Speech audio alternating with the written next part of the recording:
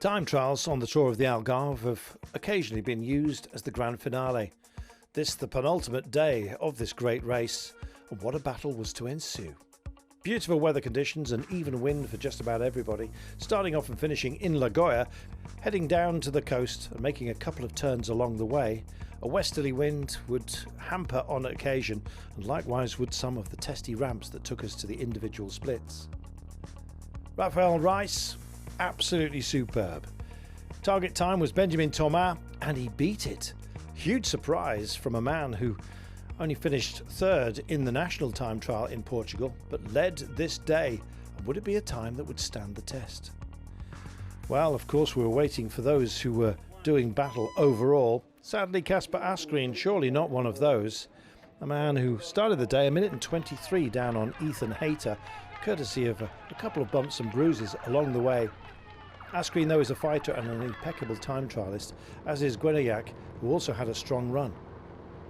How then would Ethan Hayter cope? And more than that, what about Lastra and João Rodrigues?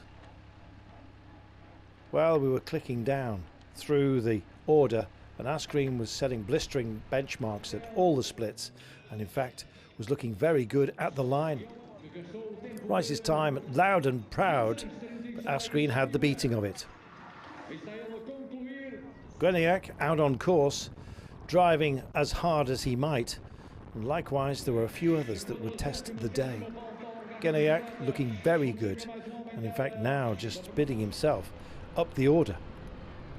João Rodrigues is not a time trialist, and it didn't look pretty for him on the bike, but he started the day level on time with Ethan Hayter and was determined not to give too much away. Hayter himself, an accomplished time trialist, was amongst the favourites for the day and looked to be going extremely well, as was João Rodrigues.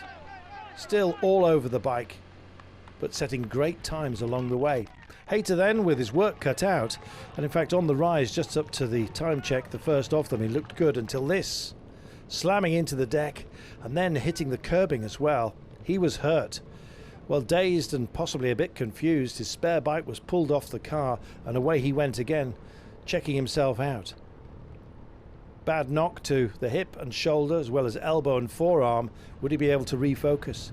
João Rodrigues was on a full mission out there, piling into the course, and his time was exceptional. Exceptional for a man who doesn't time trial, and on the day looking very strong for a top 10.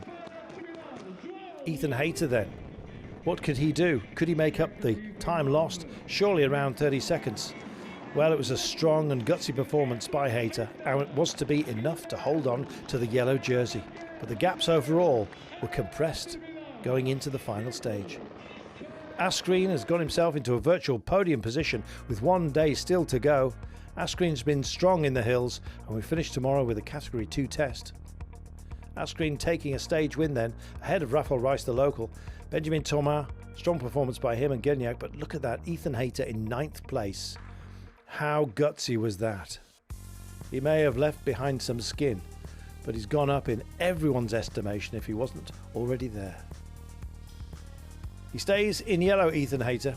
João Rodrigues just 12 seconds adrift. Kasper Asgreen up to 3rd place, now 21 seconds down.